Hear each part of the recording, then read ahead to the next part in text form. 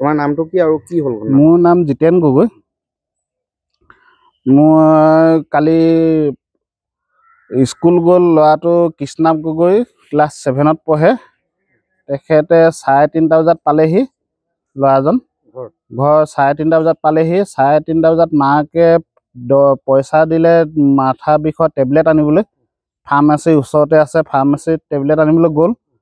তাৰ টেবলেটো আনিলে আৰু প্লাছ ফুটবল খেল আছিলে ওচৰতে, ফুটবল খেল চালেগৈ। চাই মেলি আহি ঘৰত পালেহি গধূলি সন্ধিয়া প্ৰায় 4:30 বজাত মানে পালেহি।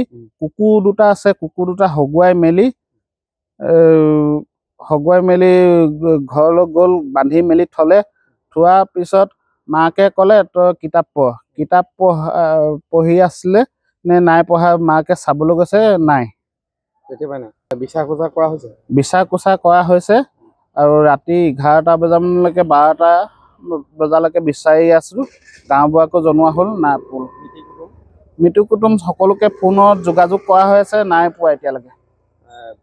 প্ৰতি মানে মোৰ ল'ৰাটো যি কোনোবাই যি সন্ধান পায়, মোৰ ফোন নম্বৰটো হৈছে নমস্কাৰ 6000043637